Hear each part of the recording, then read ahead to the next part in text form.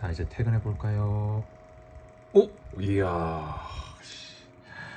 오, iOS 17.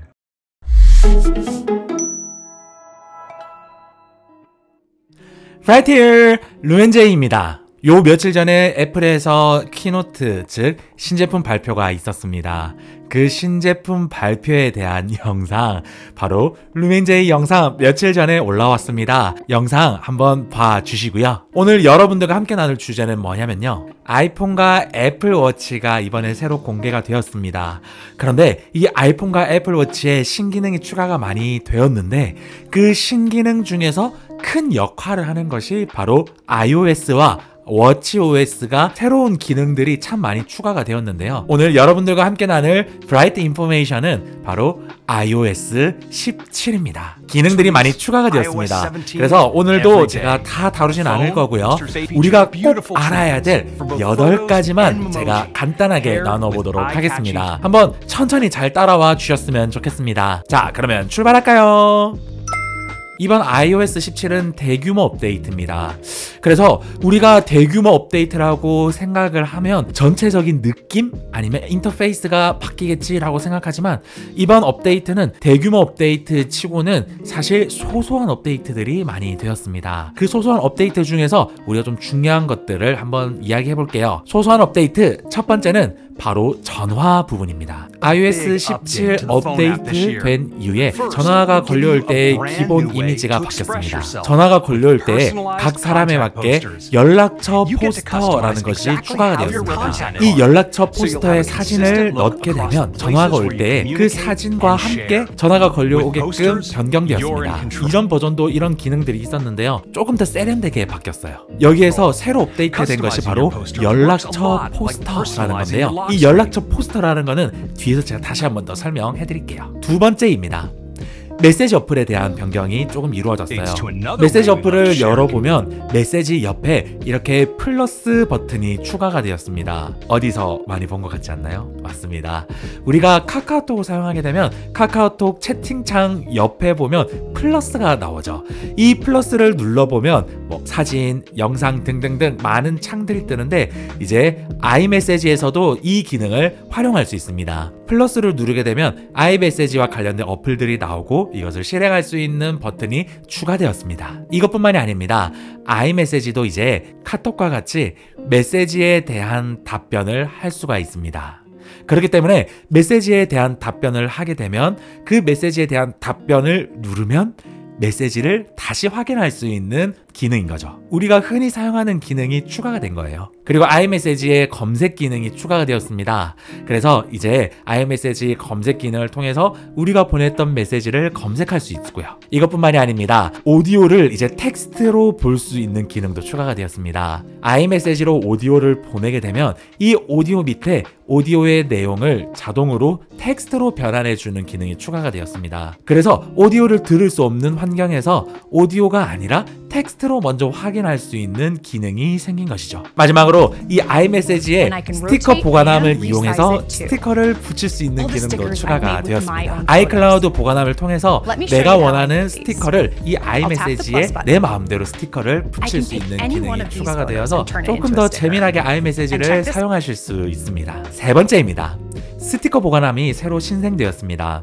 이 스티커 보관함이라고 하는 거는 이모티콘이고요. 내가 원하는 이모티콘을 스티커 보관함에 저장을 해놨다가 내가 원하는 어플에 들어가서 이 스티커를 사용할 수 있는 기능입니다. 즉, 서드 파티에서도 이 스티커를 사용할 수 있다는 건데요. 이 기능은 추후에 조금 자세하게 나오게 되면 한번 제가 사용해보고 여러분들과 함께 이야기해보도록 하겠습니다. 외부에서도 이 스티커 파일을 내가 구하기만 하면 아마 이 스티커 보관함에 넣게 되고, 이 스티커 보관함에 있는 내가 원하는 스티커를 마음대로 사용할 수 있다는 것이죠. 내가 표현할 수 있는 영역이 좀 더 넓어진 거죠. 네 번째입니다. 페이스타임 기능이 조금 확대됐습니다. 여러분들 페이스타임 많이 사용하시나요? 저 같은 경우에는 좀 가끔씩 급할 때 이게 페이스타임, 가족들과 함께 페이스타임을 좀 사용하는데요. 이 페이스타임을 상대방이 걸 때 상대방이 받지 않는다고 한다면, 예전에는 별다른 기능이 없었습니다. 그런데 이제 이 페이스타임을 상대방이 받지 못하는 경우에 바로 동영상이나 메시지로 남길 수 있는 기능이 추가가 되었습니다. 저는 페이스타임을 좀 사용하는 편입니다. 그래서 이런 기능이 좀 있었으면 좋겠다 했었는데 조금 재미난 기능이 추가가 된 것 같아요. 이것뿐만이 아닙니다. 페이스타임에 손 제스처 기능이 추가가 되었습니다. 이 손 제스처 기능을 통해서 손 제스처 기능으로 하트, 아니고 폭죽, 그리고 불꽃놀이 등 이런 효과들이 추가가 되었다고 합니다. 마치 손 제스처를 통해서 찰칵 할 수 있는 그런 효과인 거죠. 그리고 애플 TV를 통해서도 크게 활용이 가능합니다. 아이폰 카메라를 이용해서 애플 TV를 사용하시는 분들은 페이스타임을 큰 화면에서 즐길 수 있다라고 합니다. 다섯 번째입니다. 스탠바이 기능입니다. 이 기능은 iOS 17에서 제가 가장 좋은 기능, 가장 괜찮은 기능이라고 생각하는데요. 스탠바이 기능은 무엇이냐면요, 아이폰을 충전할 때 가로가 아니라 세로로 이렇게 충전을 하게 되면 그 충전할 때에 많은 정보들을 보여주는 것이 바로 스탠바이입니다. 마치 탁상 시계와 같은 역할을 할 수가 있는데요.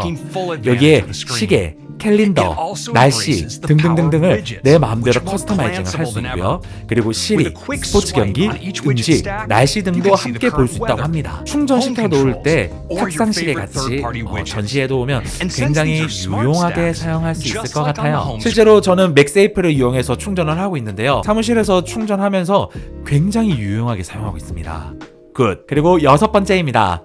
인터랙티브 위젯입니다. 조금 쉬운 말로 하면요, 위젯이 조금 더 디테일하게 사용할 수 있게 되었습니다. 여러분들은 위젯을 좀 많이 사용하시는 편입니까? 저 같은 경우에는 위젯을 좀 많이 사용합니다. 위젯을 사용해서 알람도 설정하고요, 위젯을 이용해서 전화도 걸고요, 또 위젯을 이용해서 또 검색도 많이 하는 편입니다. 이번 iOS 17에서 인터랙티브 위젯이라고 명명하면서 이 위젯에 대한 업데이트, 위젯을 조금 더 디테일하게 만들었다고 합니다. 그렇기 때문에 위젯을 많이 사용하신 분들은 아마 좋은 업데이트이지 않을까 싶습니다. 추후에 많은 기능들이 추가가 될 예정인 것 같고요. 조금 좋은 기능들이 있다고 한다면 추후에 제가 한번 소개해보는 시간을 가져보도록 하겠습니다. 일곱 번째입니다. 에어드랍에 대한 이야기예요. 이 에어드랍에서 이번 iOS 17에서 또 좋은 기능 중 하나가 바로 네임드랍이라고 하는 기능이 추가가 됐습니다. 즉 연락처를 이제 에어드랍으로 이제 교환할 수 있는 것이죠. 그렇다고 한다면 이제 번호를 딸 때 에어드랍으로도 번호를 딸 수가 있게 된 것이죠. 이 네임드랍에서는요, 전화, 이메일, 연락처 포스터를 함께 공유할 수 있는 기능이라고 합니다. 꽤 쏠쏠한 기능이죠. 그리고 이제 에어드랍도 에어드랍을 시작하고 나서 전송하면서 거리가 멀어져도요, 그 전송이 끊기지 않고 계속 이어진다라고 합니다. 에어드랍이 시작이 된다면 멀리 떨어지더라도 인터넷을 이용해서 사진과 영상을 원본으로 이 에어드랍 속도로 보낼 수 있다라고 합니다. 이것뿐만이 아닙니다. 컨텐츠, 음악, 게임 등 함께 즐길 수 있게 쉐어 플레이라고 하는 기능이 추가가 되었습니다. 아마 에어드랍을 이용한 기술인 것 같고요. 우리가 많이 사용하는 음악과 게임을 활용해서 아마 이 쉐어 플레이를 좀 이용하는 사람들이 많지 않을까 싶습니다. 특히 음악 부분에서는 굉장히 많이 활용할 것 같아요. 마지막 여덟 번째입니다. 사파리 어플에 대한 업데이트 내용입니다. 매번 사파리 업데이트는 보안에 대한 업데이트가 많은 편입니다. 이번 사파리 업데이트에는 프로필 생성이 가능합니다. 즉 개인용 프로필, 업무용 프로필 등등등 수많은 프로필들을 생성할 수 있게 되어서요, 각 프로필마다 방문 기록, 확장 프로그램도 분리가 가능하다고 합니다. 그리고 메일로 받은 인증 코드 다 아시죠? 우리가 문자로 인증 코드를 받게 되면 자동으로 휴대폰에서 인식을 해서 이 인증 코드를 넣게 되잖아요. 그 역할을 이제 메일에서도 할 수 있게 되었습니다. 메일에서 오는 이 인증 코드를 아이폰에서 자동적으로 이 인증 코드를 인식해서 인증 코드를 넣을 수 있는 기능이 추가됐다고 합니다. 이것도 은근 쏠쏠한 부분입니다. 저도 많이 사용하고 있는 부분이거든요. 이외에도 일기라는 어플이 새로 생기고요, 음악, 에어팟, 건강 등에 대한 조금 소소한 업데이트들이 추가되었다 합니다. 여기에서 우리가 조금 주목해야 될 기능들이 생긴다면 제가 이 기능들을 다시 모아서 여러분들에게 하나씩 소개하는 영상을 한번 만들어 보도록 하겠습니다. 오늘의 영상은 여기까지입니다. 오늘 영상이 도움되셨다고 한다면 구독과 좋아요, 알람 설정까지 하셔서 루멘제이 채널에 큰 힘이 되어 주셨으면 좋겠습니다. 여러분들의 구독과 좋아요가 루멘제이 채널에 큰 힘이 되니까요, 많은 구독 구독과 좋아요 부탁드립니다. 그러면 다음 영상에서 여러분들을 찾아뵙도록 하겠습니다. 그럼 다음 이 시간까지 안녕. 오랜만에 애플 관련된 브라이트 인포메이션 계속하니까 너무 좋네요.